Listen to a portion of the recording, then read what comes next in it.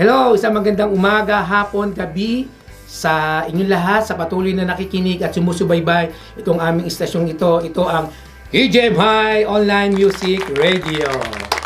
Yes, at napakasarap na at napakainam po na patuloy na tayo po ay magkakasama muli sa maiksing oras na ito. Ito po ay amin pong patuloy lang namin to inihahandog namin para po sa inyong sa mga sumusubaybay po sa aming pong istasyong ito.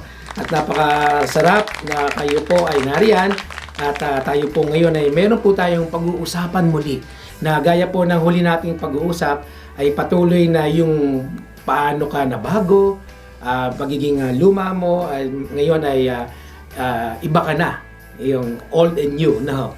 At nga po yung susunod nga po yung pong yung anointing na ating pong nararanasan o hindi nararanasan sa loob ng simbahan. Maaaring pong ganun po yung pong ating pong napipil minsan sa loob ng simbahan. Pero baka feeling mo lang. Pero meron naman talaga, no? Pero yun po, pakinggan nyo po yun at panoorin yung pong huli kong episode na yun. At ngayon nga po, mga kaproks, ay patuloy na tayo po ay pag-usapan po natin yung pagiging Kristiyanong sinasabi na grasshopper. Ayun. So, medyo konting ano lang po to na ating pong pag-uusapan. At patuloy na inyong pong lingkod ay narito. Ako nga po pala si Prox Bench na siyang makakasama nyo ngayon at ang aking pong partner ay wala pa rin po. At maaaring sa susunod pong topic ay makakasama na po natin siya. At siyempre po, nakakamiss naman po na makasama po natin si Prox Merwin. At say hi nga po pala kay Prox Merwin. No? At I believe na makakasama ka po namin sa susunod po. At yun nga po, ang ating pong topic ngayon ay ating pag-usapan yung tinatawag na grasshopper, yung po yung insekto, no, na patalon-talon na kung saan-saan. At ang ating pong topic na title po ay tawagin po natin itong Kristiyanong palukdaw-lukdaw. So, napakasimple lang, di ba? So, Kristiyanong palukdaw-lukdaw. So, gaya po ng sabi nga sa insekto, ng insekto o hindi ko alam, insekto o hayop o ano man, ang tawag sa kanila, ito pong grasshopper o tipaklong, yan sa Tagalog, tipaklong, ay ito po ay dumadapo po sa konting kaalaman lang po. No? Ang tipaklong ay tumatalon-talon, kumakain ng kung saan, naninira ng dahon o nektar o hindi natin alam kung ano pa yung mga sinisira niya. But kumakain po siya, imbis na kumain lang ay naninira pa ng mga dahon. So ibig sabihin ay parang isipin natin sila pala ay salot o nakakasira ng mga pananim. Alam niyo po mga kaprox, no? Dito po sa Saudi Arabia ay minsan na po dumaan dito yung locust na sinasabi talagang kung mapapansin natin yung locust o yung mga balang na sinasabi ay sa panahon ni Moses ay dumating po yan yung pong talagang sinira o namuksa ng mga pananim. Yung mga balang na yan at nagkaroon talaga ng pagtagutom sapagkat sinira niya yung lahat ng pananim. So parang yung pong nangyari doon sa buhay, sa aral ni kay Moses ay yung pong tipaklong ay parang isang Kristiyano. No, Kristiyano na kung saan na kapag hindi nakita ng isang tao sa loob ng simbahan, yung gusto niya ay tumatalon siya sa ibang simbahan. Wow. Sabi basahin ko lang po para mas malano nating maunawaan. Sabi rito, ang grasshopper po daw ay nagre-representa sa good luck, prosperity, new beginnings, and transformation. So, ang ganda pala ng sinasabi pala about sa tipaklong. Bakit pagdating sa pagiging isang Kristiyano ay may mga tao na pumapasok sa loob ng simbahan ay parang hindi mapakalimpwet, hindi mapakali ang isip, hindi mapakali kung saan sila papaling, hinahanapan ng mga let's say na mga butas o masasabi ang mga Kristiyanong ito, hindi ko alam kung Kristiyano ka nga, kung ikaw yan. Pero dahil na parang ikaw yung tinutukoy ng tipaklong, ay parang sinasabi mo na kumakain ka nga, yes, kumakain gaya ng tipaklong na kumakain siya, tapos after ng kumain ay sisiraan mo pa yung simbahan. Sisiraan mo pa yung mga taong nando sa loob. No. So, parang wala kang pagkakaiba sa isang tipaklong. Pero ano ba ang purpose mo? Para mapansin? Para bigyan ka ng maging VIP ka? Or para pasinin ka ni pastor? Or kung pagka hindi ka tinawagan or kinol ng mga leaders ay tatalong ka sa iba dahil hindi naman ako pinapansin ng mga leaders na yan, especially sa music, no? Kasi ito pong ating pong music radio ito ay about po rin po sa mga music o sa mga ministry ng music. So hindi po mawawala po ang aking pong topic lagi po na may kasama sa music. Ito po mga nangyari, nakasama mo na, minel ka mo na, binigyan mo na ng favor, at talagang hindi na nga siya pumasok sa proseso. Bagamat minsan mali na yung ginawa mo, ay ginawa mo na patuloy na pinalampas mo lang siya para makapasok sa music, ay nandun pa yung pagiging tipaklong. Tipaklong na kung saan hinahanapan niya ng butas yung music. No, hinahanapan niya si kapatid ng nagki-keyboard, hinahanapan niya si kapatid na nagigitara, hinahanapan niya yung si kapatid na nagdadrum, o lalo na yung kumakanta. No? At minsan pa, ito, ang masaklap, yung pang mga lyrics, minsan, nagkamali ka lang ng isa o isang line, mali na kagad para sa kanya. Ano ba perpekto para sa iyo? Di ba? Dahil alam mo, kung nung dumating ka doon sa simbahan na yon na wala namang problema, dumating ka, nagka-problema na. Nung umalis ka at sasabihin mo lilipat ako sa ibang simbahan, okay, fine, lumipat ka. Paglipat mo sa simbahan na yon, doon naman nagkaroon ng problema dahil dinala mo lang. 'Di ba? So hindi ka Kristiyano, hindi ka tunay na Kristiyano. Ikaw ay nagkikristyanohan lang para mapansin ka, para mabigyan ka ng favor, para malaman ng ibang tao na marunong ako, magaling ako, at hindi ko kailangan mga opinion ninyo. Mali yun, mga ka-prox now. Tayo po bilang isang tao, wala naman pong perfecto eh. Walang perfectong simbahan. Wala. Sino magsasabi na may perfectong simbahan? Pansin nyo na nga, saan nangyayari ngayon, di ba? Sa ating paligid. No, di ba? Mga Kristiyano, di ba, nagkakaroon ng problema. Yung simbahan, kung hanapan mo ng perfecto, hindi mo magiging perfecto yun dahil kapag pumunta ka doon, hindi na perfecto siya. Di ba? So, wag natin gamitin ang simbahan bilang isang tapunan lamang na dumaan ako doon sa mga ilang simbahan. Medyo hindi yung nagustuhan. Mas lumipat ka rito. Ngayon, tinignan mo, inobserbahan mo ang mga tao. Ngayon, mayroong nakita, lipat na naman sa ibang simbahan. Wala ka talaga magiging wala kang mapupuntahan.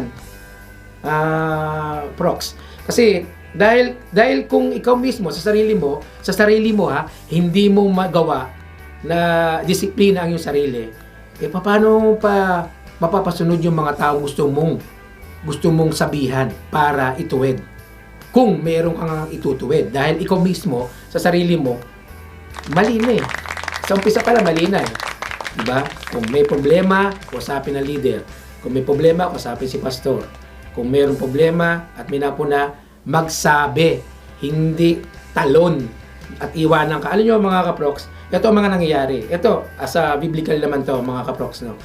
Kapag ikaw ay hindi nagpaalam at umalis ka sa simbahan at hindi mo hiningi ang blessing ng mga leader sa iyo para ikaw ay lumabas, hindi mo madadala ang pagpapala. Alam na mga pastors yan.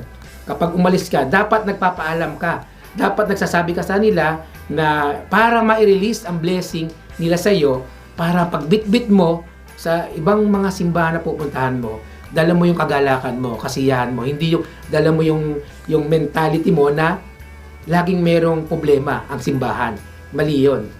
Mali. Ako, gaya ko na sinasabi ko sa inyo, hindi po ako perfectong tao. Never ko pong sinasabi yan. Dahil ako man ay nagkakamali, nagkakasala, at patuloy na humihingi ng gabay ng Diyos. Hindi ko sinasabi na tama ang aking pong ginagawa. No. Mali rin po ako, mga kaprox. Wala pong, para sa akin po, para sa, alam ko, and mag-agree po ang iba na wala naman pong nakaabot sa kaluwalhatian ng Diyos eh. Lahat po tayo lahat ay nagkasala. Lahat tayo, kaya nga pinako sa krus, nagpapako sa krus ang ating Panginoon eh. Dahil sa ating kasalanan eh, kung wala eh, bakit pa siya pupunta ron? Bakit pa ibibigay ng ang Diyos Ama ang ating kaisa-isa niyang anak na nagpapako, di ba? Kaya sabihin, walang perpekto. Ang simbahan po ay tinawag bilang isang panambahan at isang pagga-gathering o pagsasama-sama ng mga Kristiyano para sumambahay natin ng Diyos. Hindi to coveran ng kung ayaw mo na sa ibang simbahan, lilipat ka lang. Kaya yung sinabi ko, kung may problema ka at lumipat ka sa ibang simbahan, may problema na yon. Tandaan mo yan, kaproks. Dahil walang simbahan na masasabing perpekto. Pansinin niyo po ang nangyayari sa social media ngayon. Hindi ko na po ito babanggitin sapagkat alam ko napaka hot seat na ngayon ang nangyayari ngayon sa ating mga Kristiyano. But, sinasabi ko nga po sa inyo ito, mga kaproks, ay tayo po ay maghihinay-hinay po. Tayo po ay magdandahan sa ating pong mga ginagawang pagdesisyon. Especially, Kristiyano ka na. Kung Kristiyano ka nga. Diba? So, para sa akin ay gawin lang po natin na kapag ikaw ay nagpunta sa isang simbahan at hindi mo naman talaga totally nagustuhan, ano ba yung hindi mo nagustuhan? No. Ano ba yung hindi mo nagustuhan? Hindi mo nagustuhan yung mga preaching, hindi mo nagustuhan yung mga kanta, hindi mo nagustuhan yung mga tao. Pag yun ang hinanap mo, wala kang mahahanap. Wala. Magiging floating ka. Magiging magsosolo ka sa sarili mo na nagsa-self-pity ka na parang ako lang yata ang nakakaunawa sa lahat. Abay, di ikaw na. You're the one. Wala na. So, paano ka sasamahan ng ating mga kapatiran o mga kapatid sa pananampalataya kung ikaw mismo ay humihiwalay ka na? Tandaan po natin na huwag po natin din gamitin ang mga pastors. Kasi ang mga pastors, malalambot ang puso niyan. Talagang giver yan. Talagang sasabihin niya sa iyo. Pero, para naman sa mga pastors na para sa atin, mga leaders, wag din po tayo maging one-sider. One side lang. Dahil, sayang to, mawawala to. Kaluluwa to. Yes, sayang, kaluluwa. Pero kung pansinin mo naman kung ano ang kanyang gustong gawin. At kung mali na, tigilan mo na. Dahil ang Diyos na ang kakatok sa kanya. Ang Diyos na ang magpapaliwanag kung bakit niya ginagawa ang isang bagay na hindi naman dapat niya ginagawa. Tandaan natin yan, mga kaproks. Kasi sabi ko nga po, ay patuloy lang po tayong inaayos ang ating pong sarili at tayo naman po ay dapat na magpaayos sa atin po. May mga leaders, may mga pastors, yan po yung mga magbibigay sa inyo ng mga good advice. Gaya nga po na sinasabi ko po ay maging sila man ay nananalangin din para ibigay sa atin, sa inyo, yung mga tamang advice. Hindi para kutyain kayo or sabihin hamakin kayo o sabihin na sige, go ahead, umalis ka. I don't care. Hindi ganon. Ang mga pastor, the more na nawawala ka, ay hahanapin ka niyan. Gaya ni David, pagka nawala yung kanyang mga tupa noon, na siya ay nagpapastol, ay nahanap niya. Ganon din tayo. Pero kung ikaw na mismo ay lumalayo at umaalis ka, ay ikaw na yung may problema. Hindi na yung mga leaders at yung pastors. Na. So, yun po tayo. Especially sa music, na kapag kami nakita kang mali, why not na bakit hindi mo sabihin sa leaders?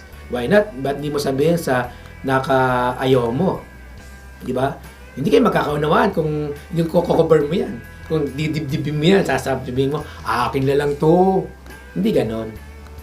Hindi kayo magtatagal. At baka ikaw ang hindi tumagal. Sila nandun, natutulog mahimbing na maayos kasi wala siyang iniisip na bagay na mali sa ginagawa niya. Pero ikaw, lagi ka nag-iisip, sana mapaalis yun. Pag umalis yun, babalik ako. Bangan mo kung magkamali. Pero hindi allowed ng Panginoon ng ganon. The more na lagi mo inisip nyo, mas the more na sasabihin ng Panginoon, yung taong yun mag-stay. Yung taong yun, laging nandun. Para ikaw matutunan mo kung ano yung pagkakamali mo. Prox? So, wag po nating asamin na parang kapag meron kang hindi nagustuhan sa simbahan mo, ay lockdown ka sa ibang simbahan. Marami naman simbahan dyan eh. Talented ako eh. Mahusay ako sa mga instrument. Mahusay ako kumanta. Mahusay ako mag-preach. Tsaka galante ako eh. Mabigay ako. Generous ako. Dami simbahan dyan. Of course, marami simbahan. Pagka ganyan kayong itsura mo at malalot, marami kang binibigay, ino-offer sa simbahan, tatanggapin ka. Pero ang tanong, ikaw pa ba yan? Ang tanong, ang Diyos pa ba ay nasa sayo? O baka ito lang yan, yung ego mo, sarili mo. Diba, mga kaproks? Lagi po nating isipin na yung ginagawa nating paglilingkod ay paglilingkod to para sa ating Panginoon, hindi sa tao. Kung meron kang talento at marami kang pera na pwede mo isupport sa simbahan, pwedeng alisin sa iyo ng Panginoon yung mga bagay na yan sapagkat nagiging makasaril ka na. Kasi gusto mong patalsikin yung isa na wala namang ginagawa, di ba? Basta ma-stay ka lang. Kung hindi magawa, alis ka, tatalong ka. Hindi tama yun, mga kaproks. Maling-mali po yun. Now, yun po lagi mo natin tandaan na tayo po ay nasa huling panahon na. Kaya dapat lagi tayo magpatawaran. Lagi tayo mag-open sa isa't isa. Lagi tayo maaaring magsabi ka ng rebuke sa tao, pero the way na hindi naman siya masasaktan.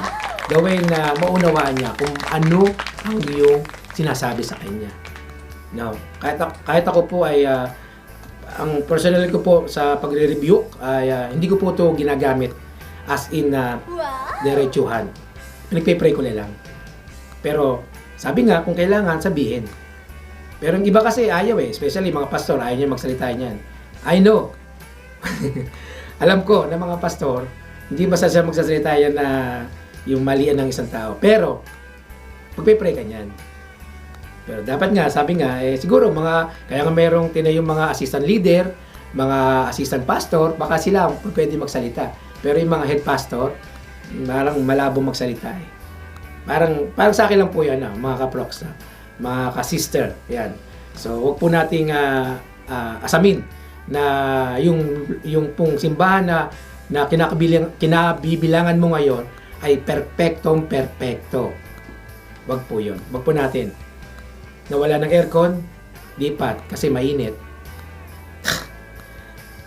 Nawala si kapatid dahil hindi na dumadalo yung kaibigan ko, lipat dahil hindi nyo tinawag ng mga leaders or pinabalik. Nawala na yung ginagawa naming pagkakape o pagkakape dyan, na every time na after namin service ay magkakape kami, nawala. Ay, lipat na ako sa kabila, mas maganda ron. May kape na, may pa-cake pa. Mali, di ba? Lagi po natin tandaan mga kaproks na ang bagay ng mga nandito sa mundong ito panandalian lang to. Panandalian lang to. Kita nyo naman, napapansin nyo na hindi natin inaasahan na minsan kausap natin yung tao, kinabukasan wala na. Tama? Hindi natin inaasahan na minsan na nakakasama natin siya, tumataas sa mga kamay, nagpupuri sa Diyos, at napakalakas niya, napakasigla. Mapansin mo, kinabukasan, wala na siya. Kinuha na. Di ba? Bakit mo sasayangin yung time mo doon sa lagi mo pinag-iisip na gusto mo lumipat ng simbahan? Mag-stay ka. Palawakin mo ang iyong naisin para mas lalo pang lumago ang ministeryo na kinabibilangan mo. Huwag mong bigyan ng lagi ng problema yung sarili mo. No. Di ako atin dyan. Di maganda mag-preach, pastor. Di ako atin dyan. Di ko gusto yung leader ng music. Oh, di ikaw na. Magtayo ka ng sarili mo. Sorry. Totoo yun. Tayo ka ng sarili mo para meron kang sarili mong policy. Di ba? Kaya be aware tayo sa ating pong mga ginagawa. At especially naman po sa mga advice ko lang po to, paalala sa mga pastor po, sa mga pastor. Huwag po natin babyhin yung mga nandyan. Laging sinasabi nila na sila po ay kumakain na raw ng karne, hindi na naggagatas. So, bigyan mo ng ultimatum na tama lang na pananalita. Pero wag mong babyhin. Wala si ano, baka mabusan tayo ng mga leaders. Wala yung mga musician natin, baka wala nang tumugtog. Wrong attitude. Ang Diyos hindi po i-allowed na wala pong tumugtog sa music. Sapagkat ang music po ay galing po sa ating Panginoon.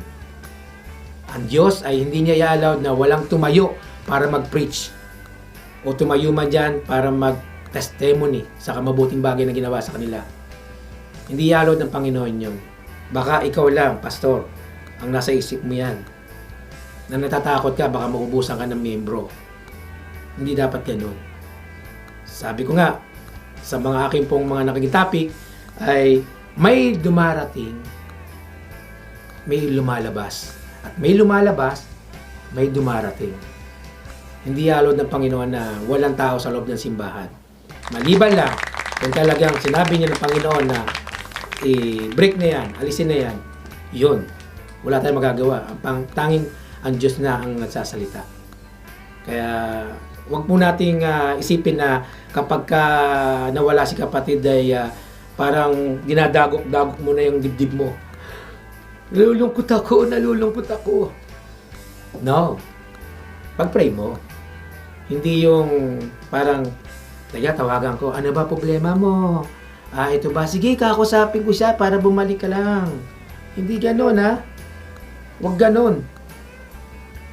Pakinggan mo rin kung ano yung ginagawa ng mga leaders. Baka naman may ginagawa ng leaders, ikaw lang na mag-iisip niyan. Di ba? Baka naman halos ibaba na yung pagkatao ng assistant leader mo or mga assistant pastor mo or yung mga leaders mo para lang makontak yung nawawalang mga tupang yan.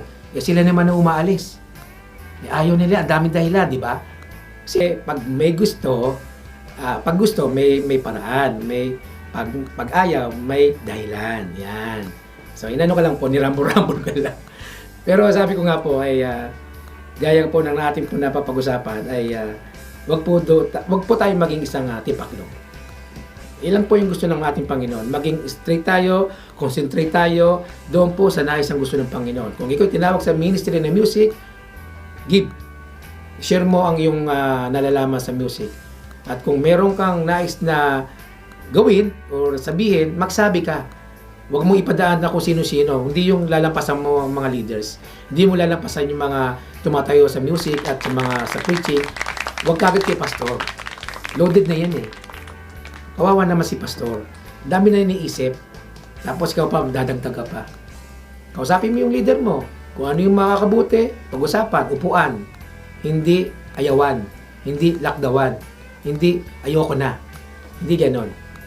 Dahil hindi natutuwa ang Diyos sa ganyong ugali. No. Sabi ko nga po sa inyo, mga proks, hindi ako perpekto. Ito ay sinasabi ko po, experience sa loob ng simbahan.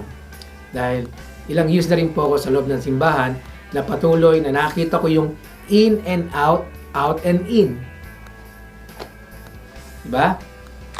Yan po yung ating pong ginagawa o nangyayari sa loob ng simbahan. Kaya, alam po, ano din po tayo, maging aware po tayo, especially sa mga taong na sinasabi nila na marami na, ako yung matagal ng Kristiyano, ako yung marami ng inatinan, ako na isa sa mga ginagamit. Ang tanong, bakit ka nandito? Ano ginagawa mo? Bakit ka lumipat? Minsan nga, hindi na nga tinatanong bakit ka lumipat Minsan sinasabi mong dahilan ay malayo. Okay, dito ka simbahan. Ano pa? Hindi ko magustuhan yung mga tao ron. O sige, halika rito. Minsan nga, hindi na nga tinatanong kayo. Hindi na nga tinatanong, sino ba pastor doon? Nirelease ka na ba? Diba? Minsan hindi ganun. Dahil minsan yung ibang pastor, gusto ko, sige, pasok ka rito. May talent ka? Brad, may talent to. Patugtugin na natin. Diba? Kahit na wala na sa proseso, sige lang. Para mapagbigyan. Para pumasok. Dahil si pastor na nagsabi. Ito yun, di ba? Sakit, di ba? Kasi, minsan, nababaypasan natin yung mga leaders sa music. Na sila, Gumagawa sila ng policy, pero ikaw, binabypass mo para lang makuha mo yung taong yun. Kaluluwa, kapatid. Of course, kaluluwa. Di sino ba kukontra? Sige, pasok. Ngayon, ano na punla? Dahil hindi nakikinig ng salita ng Diyos, puro skilled. Skilled pool. Ang ginagawa, ano nangyari? Baksak. Eto, hindi na ako dadalo. Hindi marurunong ang mga kasama ko. Diba? Huwag ganon, mga kaproks.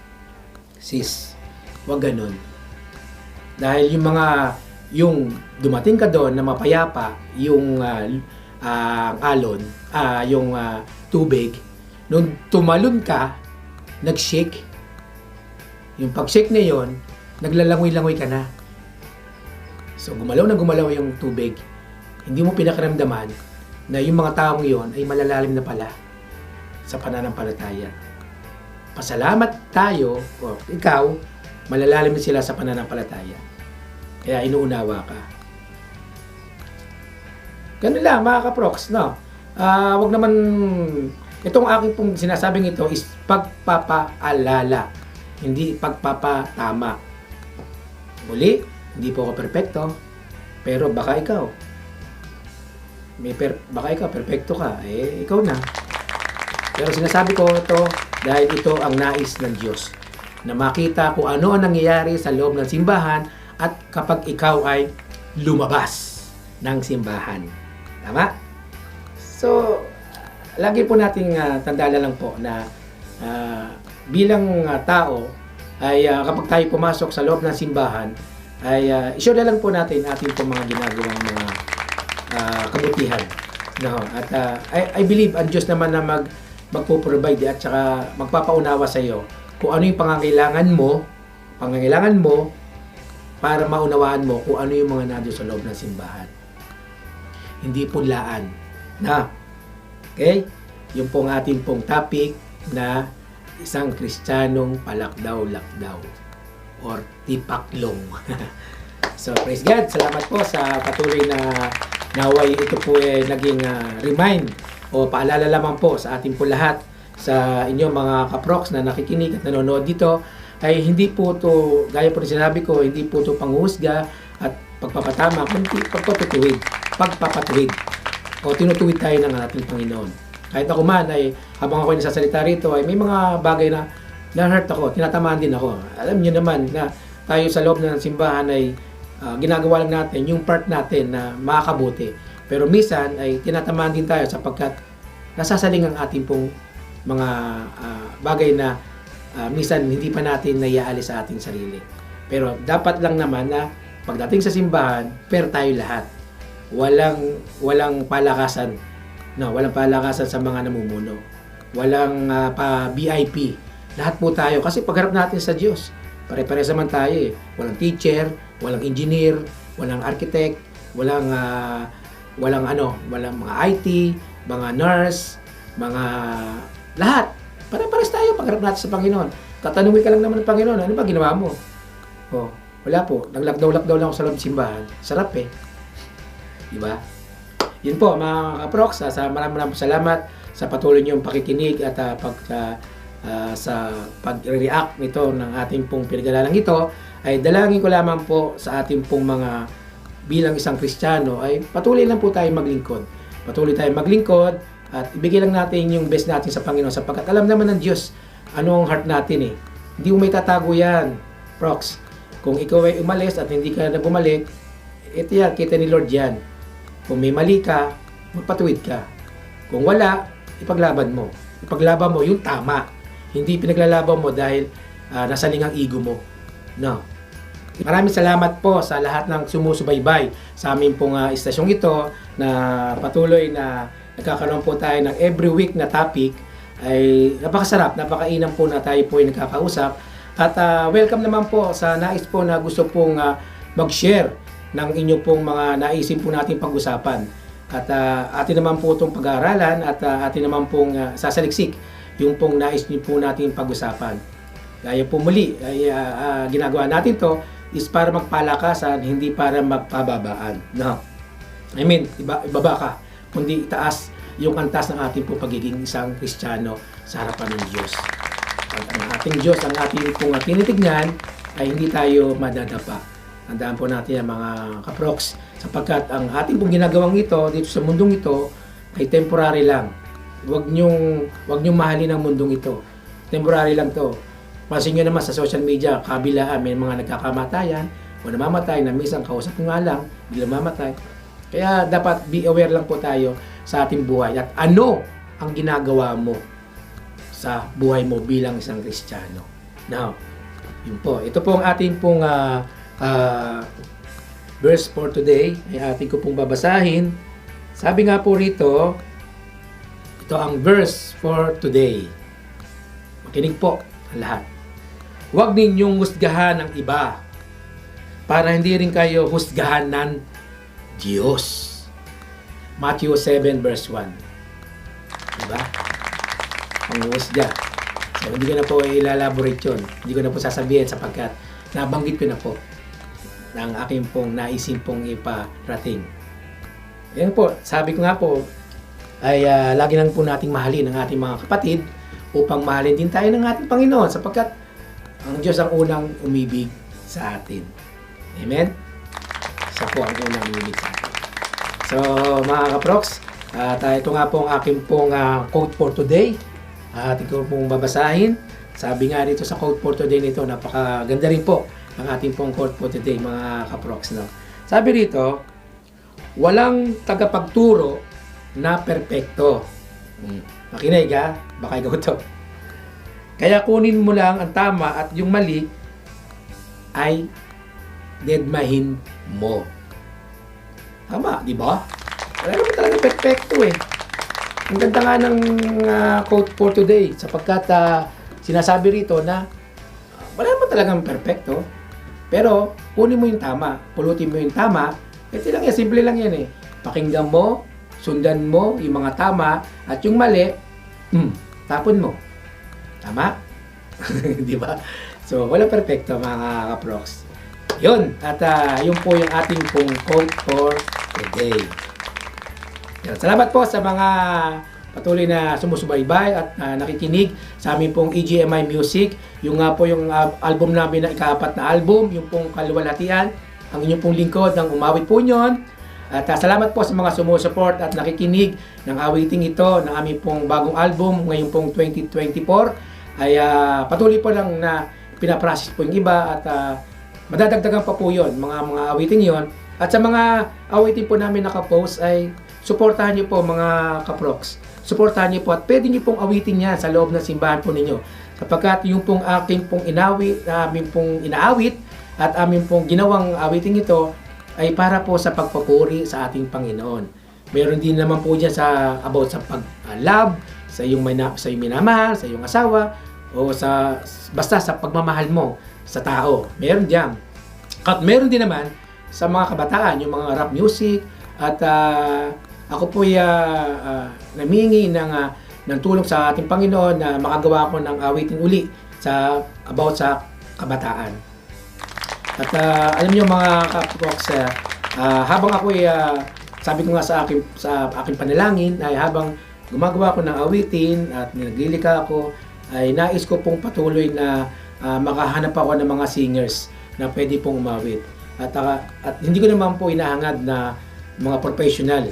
Ang akin lang po, yung mga nais na po magpagamit, ay ibibigay ko po yung song at pwede naman po niyang itong awitin at lapatan natin ng mga tugtugin at pwede po natin itong i-share sa ating pong YouTube channel. So, ang inyong pong lingkod ay patuloy na gumagawa ng mga awitin at nag-arrange. Kaya kung sa nais pong gusto niyo pong umawit, ay itap nyo lang ako, message nyo lang ako kahit personal. Ay patuloy na ibibigay ko po sa inyo o pagkakatiwala ko sa inyo yung mga awitin na aking po nililikha at para sa Panginoon yan. Hindi ko po i-credit sa akin. No? Para sa Panginoon po yan. At lagi ko naman po lagi sinasabi na ginagawa ko ito ay para sa Diyos. Hindi po para sa akin. Taklob po ako. Tago po ako diyan na. At ayoko po ang tao ang magbigay ng praise kundi ma-praise yung ating Panginoon, hindi po ako. Out ako diyan. But ako lang po ay isang instrumento lang na gagamitin ng Panginoon. So maraming po salamat sa lahat po ng na tumatangkilik po sa aming pong YouTube channel, bagay ang aming pong istasyon nito, sa patuloy niyong pagbibigay sa amin ng pagkakataon, nakapagsalita dito po sa harapan ng camera. At salamat po sa lahat ng mga sumusupport dito po sa Saudi Arabia, yung mga pastor po namin na sumusupport. Ay maraming po salamat si Pastor Lino, Pastor Ed, Pastor Merwin, sino pa ba? Ayun. Nandito lang po sila. At salamat po sa lahat po ng... Oh, ayun. Sorry po. May nakalimutan ako si Pastor Celso. Yan. At si Kuya Edwin na siyang susupport. At yun nga po ay patuloy na sila po yung pong amin pong talagang nagagamit sa ministeryo dito po sa Saudi Arabia. At yun nga po mga kapatid, sa patuloy niyo pong pagsusubaybay sa lahat po ng sa buong mundo na sumusubaybay po sa amin, sa patuloy na yung pong mga ibang bansa ay pagpalain po kayo sa mga sumusuport po sa amin sa istasyong ito. At I believe na ang Diyos na po ang magbibigay ng pagpapala po para po sa inyo. Sapagkat kami lamang po narito ay makikinig din po sa inyo pong mga nais na testimony na nais niyo pong ipahayag sa buong mundong ito. Salamat sa YouTube mismo na talagang libre na naipopost natin ito pong mga ating pong YouTube channel na to na talagang nakakatulong po para makarating sa inyo to itong aming pong mga mensaheng ito at maging aming pong mga ginagawang music, EGMA music ay mapakinggan po ninyo. So inyong lingkod, napapasalamat po. Ito po ang in behalf hindi lang po sa amin pong kasama na si Prox Merwin, na hindi ko po nakasama ay I believe na makakasama ko po siya sa mga susunod pong topic. At ito pong inyong lingkod na si Prox Bench na nagsasabi na ang lahat po ng ating pong panalangin at dinadasal ay tutugunin niya ng ating Diyos. Manampalataya ka lang, Prox. Manampalataya ka sapagkat ang Diyos ay laging nakatunghay, nakatingin sa iyo. Magpasalamat ka, at magpasalamat ka. Iyon ang gusto ng Diyos para sa Kanya. Pasalamatan natin ang ating Panginoon. Sa iyo ang papuri at parangal. Hallelujah sa ating Diyos. Kaya sa iyo ang pagpapala at maging sa akin ay pagpapala ay dumating din sa lahat ng sa buong mundong ito na nakikinig at sumusubaybay sa aming pong palatuntunin nito. Ito ang EGMI Online Music Radio. Maraming salamat po. God bless.